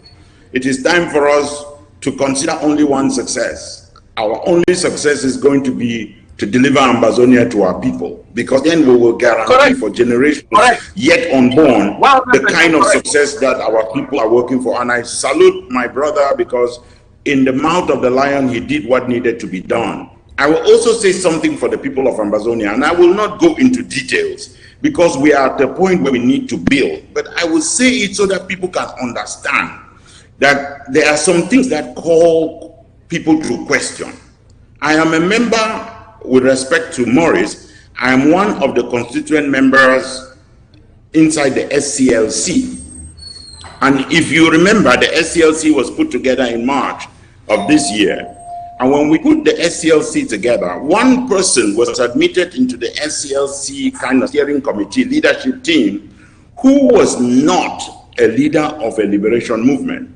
Now, on the day that Comrade Sako was being fired from jail by Comrade Siseko, there was a level of coordination that was worrisome for me as an individual.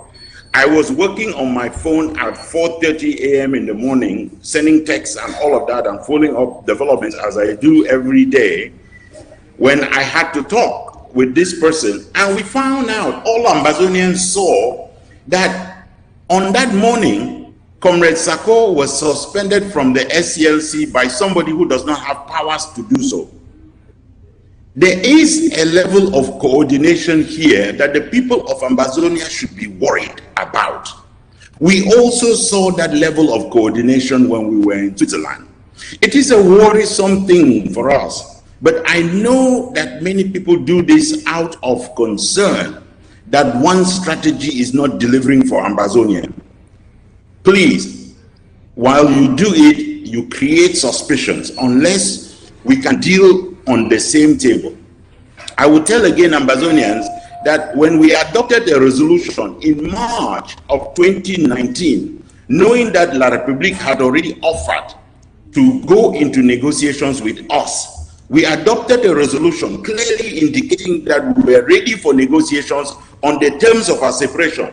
I can tell the people of Ambazonia that between the moment that we adopted that resolution and the moment that it was published, and it's published out there right now, that resolution was truncated by somebody who took out that commitment that we were ready for negotiations on the terms of our separation. Why does someone do that? We have to ask ourselves all of these questions and contemplate on the possibility that people could be misled. And as I say, I will say it, if you are a member of my family and you are compromised with respect to Ambazonia, I will denounce you. I am compromised, I expect to be denounced. Of course, I've heard many people denounce me already. But the day I will be compromised, I will let you know that I am, because I will have to run away from this revolution and find a different place, because the shame will kill me. The word compromise has become a very used word. I have introduced a word in the struggle. Yes. all right, ladies and I'm sorry, I'm saying ladies and gentlemen. Let's move to the last point. We have just about 5 minutes left. Let's move to the last point and quickly discuss it. You are all aware of the order given by one of the Yaoundé divisional officers to the chiefs in that community to take a census of all Ambazonian refugees. I do not call them IDPs. I call them refugees because they are not living in their own country. They are living in a foreign country. The divisional officer for Yaoundé gave an order yesterday asking the chiefs in that community to take a census, a count of every Ambazonian refugee living in Yaoundé. What do you think is happening here? What do they need a census account for? Any of you can take the question, please. Yeah, I can go here, Chris. I will go before my senior brother. Bo, go ahead. Bo, go on, please. Okay. Bo, go ahead. Bo, go ahead. Bo, go ahead. Sorry, you were breaking up there, so I don't know who you gave the floor to. I gave it to Bo. I gave it to you. No, then I will follow. So thank you. Okay, so thank you. First, I think I mentioned a moment ago that the international community knows what is happening.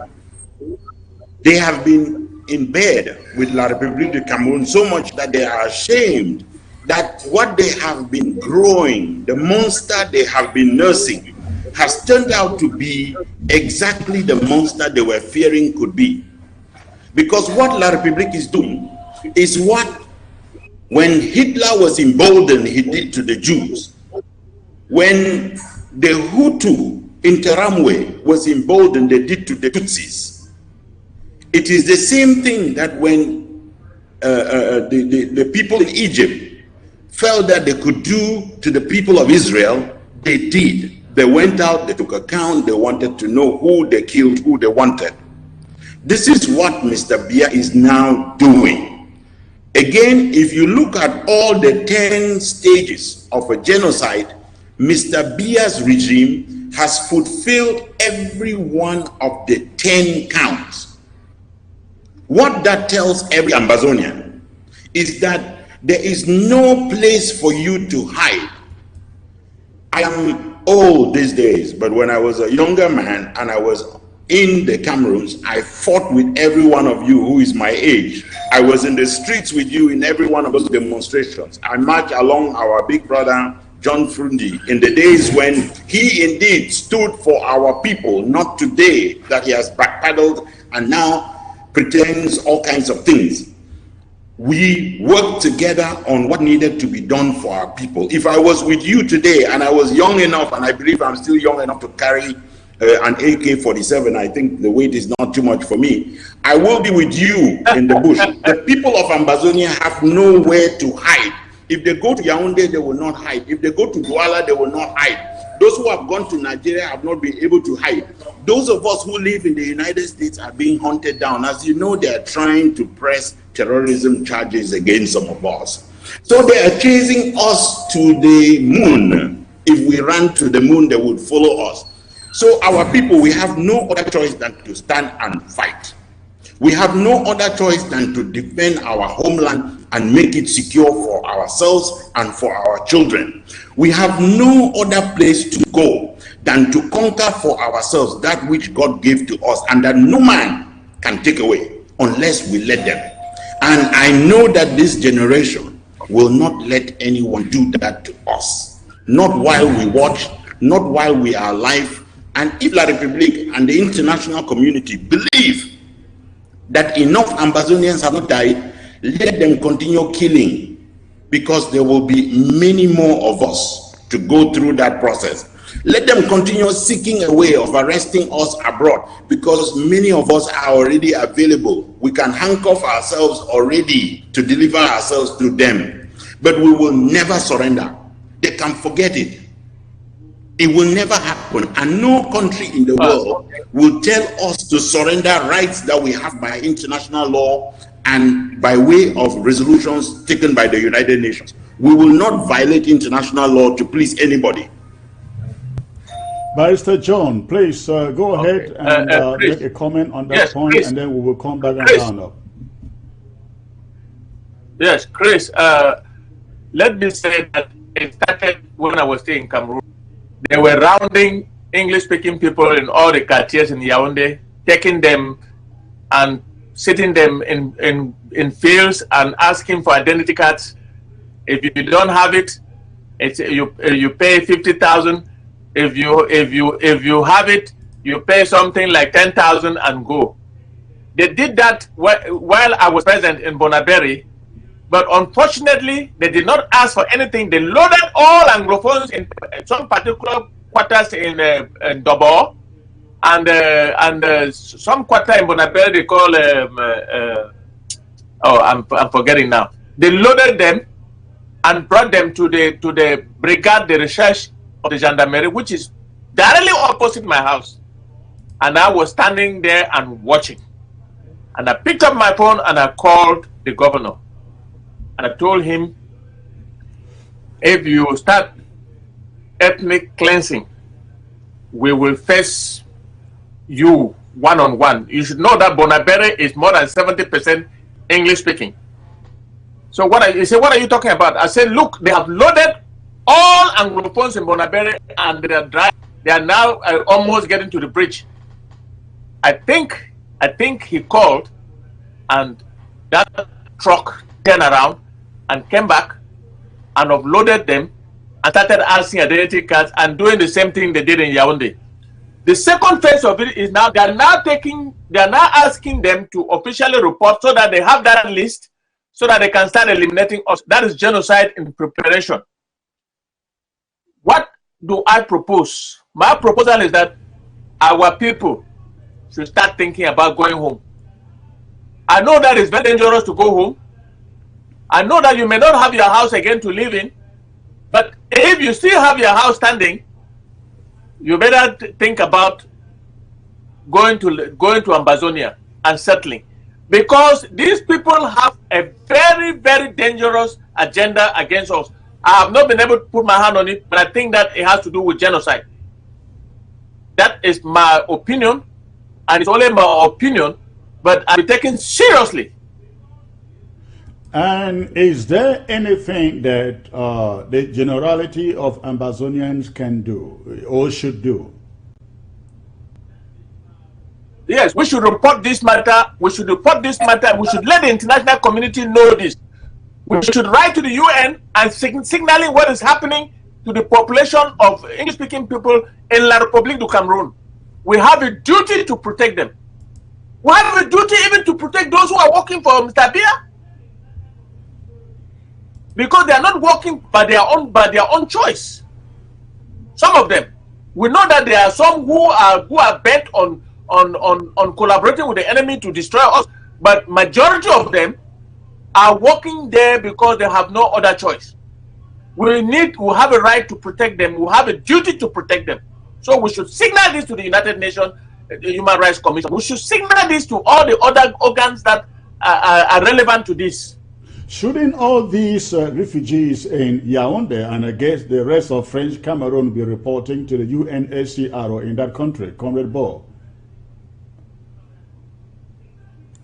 Oh, thank you very much, my brother.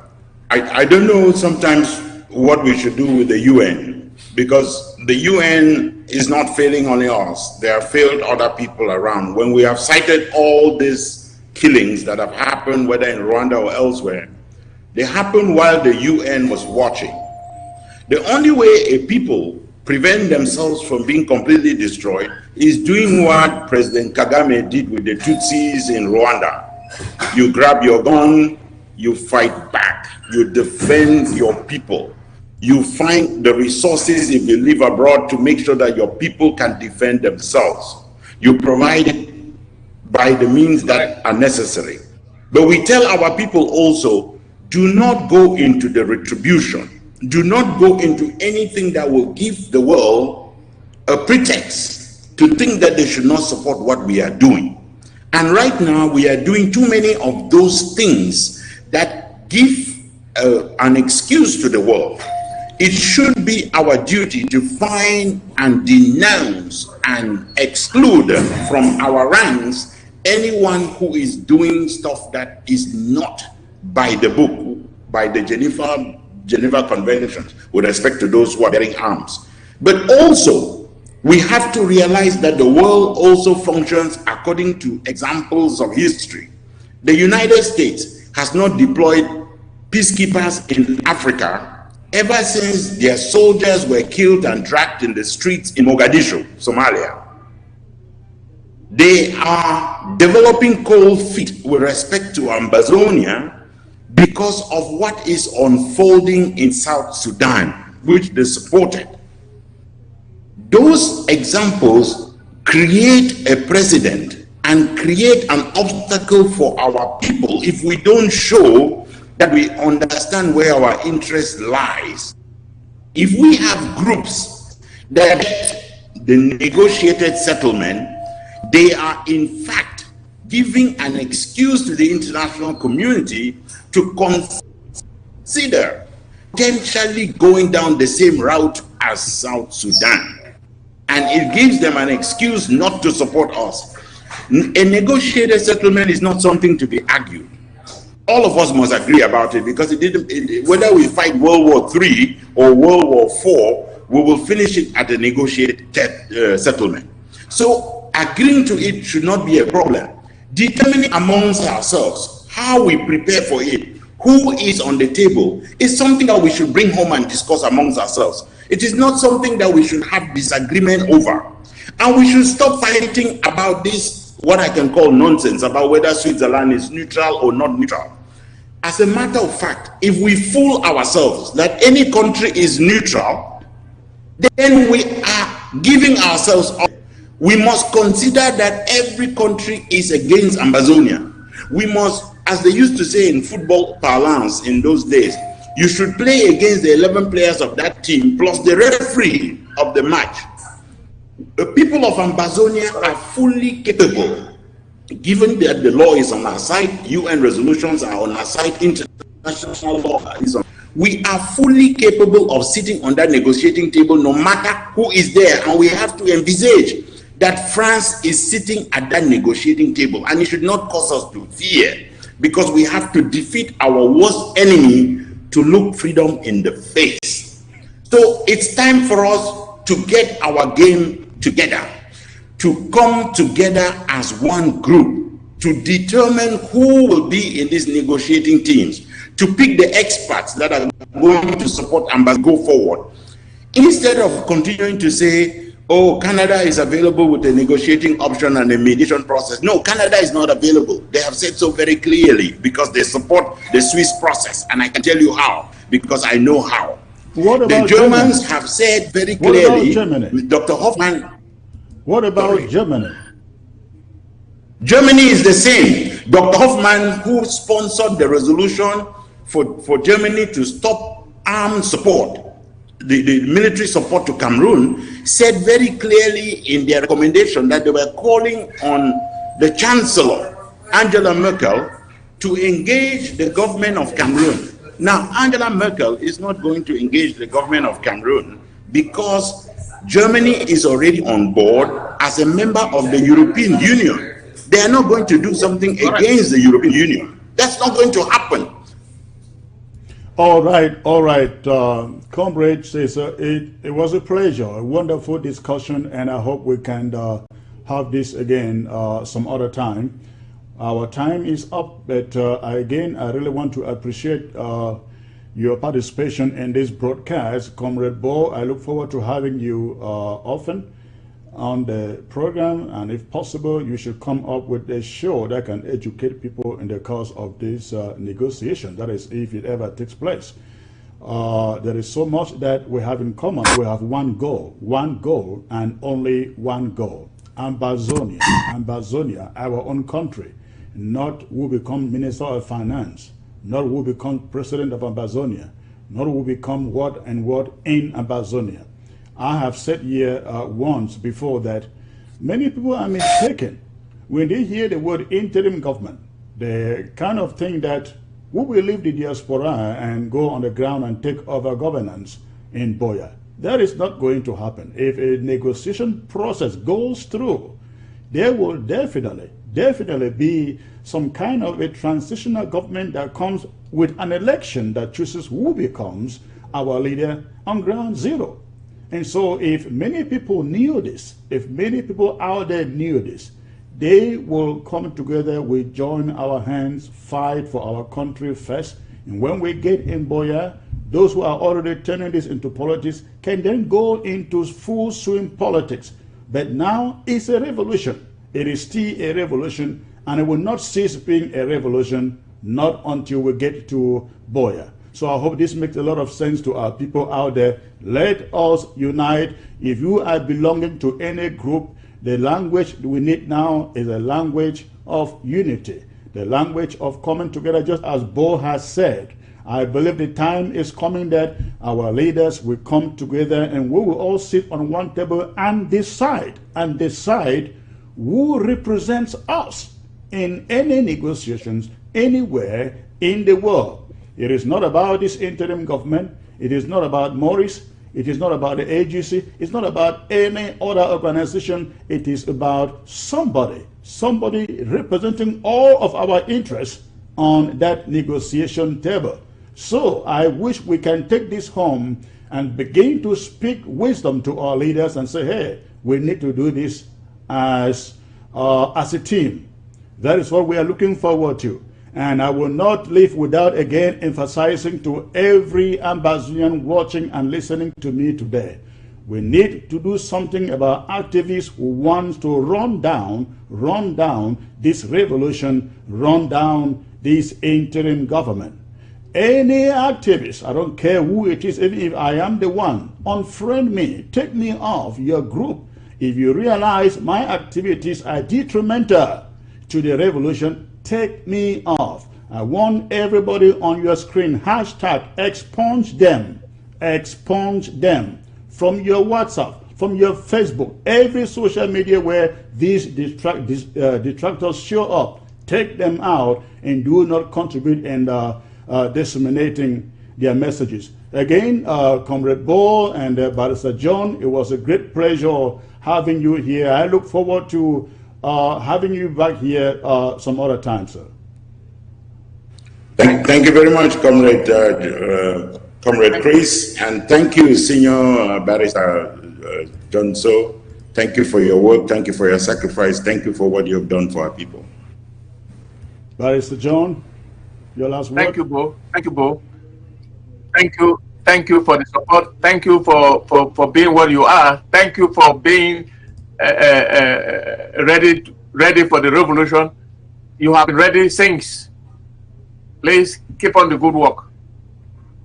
Thank you both again, ladies and gentlemen, and you have a good night. Good night, Ground Zero. Thank you. Good night. Good night, Ground Zero. Thank you. Good night, Ground Zero. Good night, our people in Kondenge.